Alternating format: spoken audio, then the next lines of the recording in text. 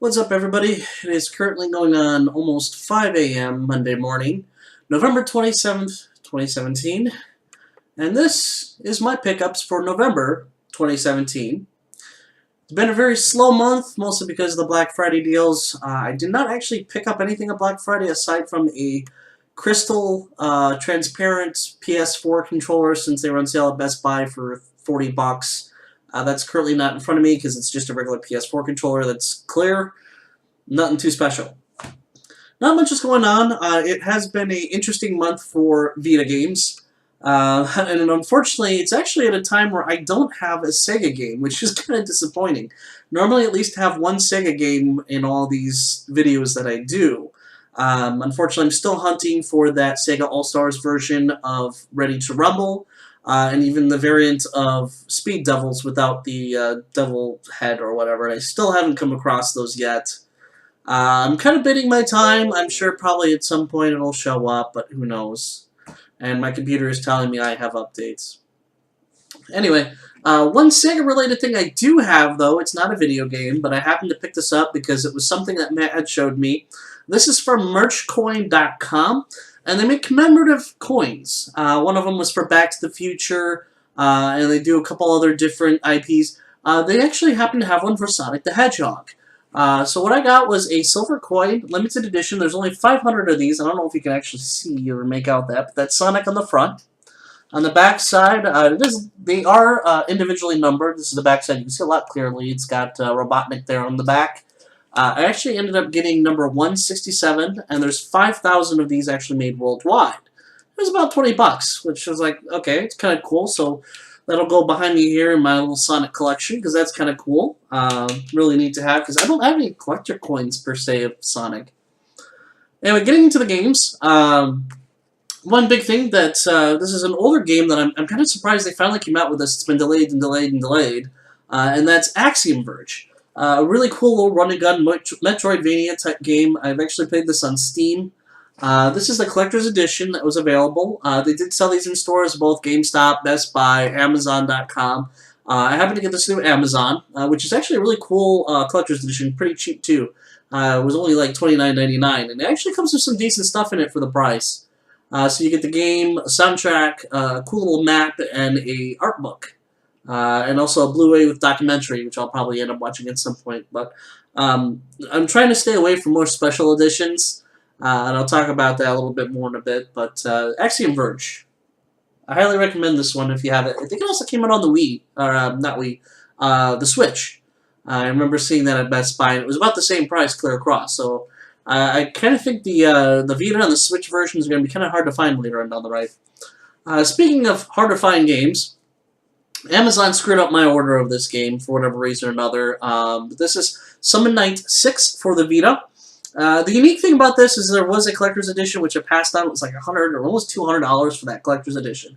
It was one of the things that I passed on, and all it came with was a plushie, some coasters, a soundtrack, and a nice little box, which is kind of cool. And it also came with a variant cover, which for people who are big on variant covers, that's going to drive you nuts. The retail version has the white one, which is this one here. The collector's edition had a black background. So those are going to be the two differences. But what's really cool about this version, and I actually ended up opening this one up, is it came with a 70-page manual. And this thing is like the thickest manual I've ever seen for a Vita game. 70 pages. But it fits nicely in the case. So, I mean, it looks really nice. There are no variants of the cartridges. There was rumors about the variants. I have not found such a thing. I actually went to a couple different GameStops. They each only got like one copy in, and I asked to actually see the cartridge, because usually they end up opening them up anyway and putting the shells on the display. But everyone that I checked, I went to like 3 different ones. They all had the same cartridge color. So I'm going to say that one's debunked, and I have not seen anything online about that. But I know GameWorks, which is the old oh crap, I should know this. But they did a lot of the collector's edition or rare games for the Saturn and the PS2 back in the day. Working Designs, that was it. Working Designs. And they were notorious for putting on variant labels on their discs, which, if you get the PS4 version, there are 3 variants for the PS4 version of the actual CD.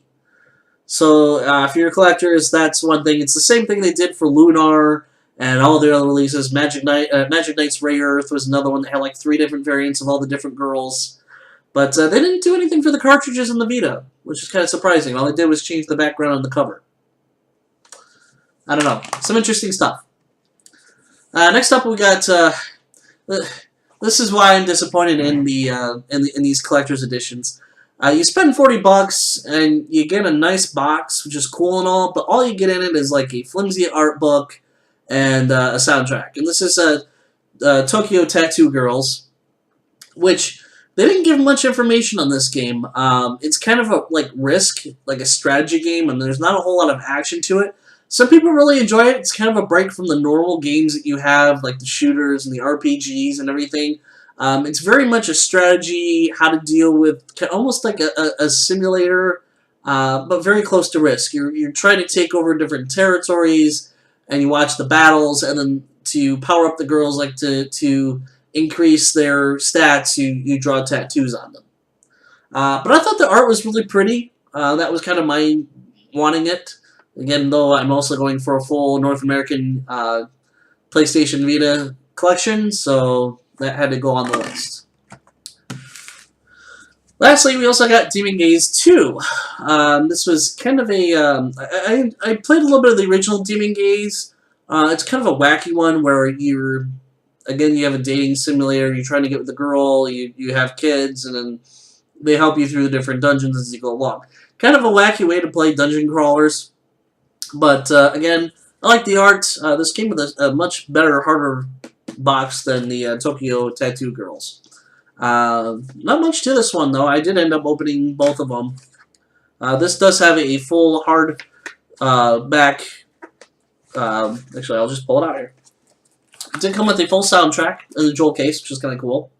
With 15 tracks on it.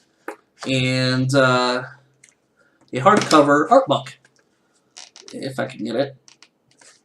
This does not want to come out. Come on. There we go. Which is kind of cool. Not much to it. Not much on the side either. And then, of course, you have the game, which didn't really have anything more to it. I don't think it has a reversible cover. I could be wrong, but I don't remember that having one. So, but yeah, I mean, it's pretty weak month. December is going to be kind of crazy. Of course, December 1st, they have Windjammers coming out for limited run games, as well as Claire. Claire I'm not too worried about, but Windjammers, being that's a Neo Geo port, that is going to be probably a lot harder to get. So it'll be interesting. That comes out this Friday. Another early morning one for me, so that'll be kind of out there. Aside from that, I'm getting a little more into streaming. If you're interested, you can find me on twitch.tv/TJKitsune, or feel free to check us. I'm usually around the Sega Addicts, and that's again twitch.tv/Sega Addicts, all one word. I'm on there from time to time. Currently, I am doing a playthrough of Shenmue 2. For the fun of it, I don't know. And then I switch off to other random games or whatever I feel like playing at the time. Nothing big. I don't have a big audience. I don't intend to have or plan to have a huge following. This is just something I do for fun, and I have invested a lot of time and money just trying to get some streaming equipment because I thought it would be fun to get into. I don't know. I'm not too serious about it, but it is something I do in the fun.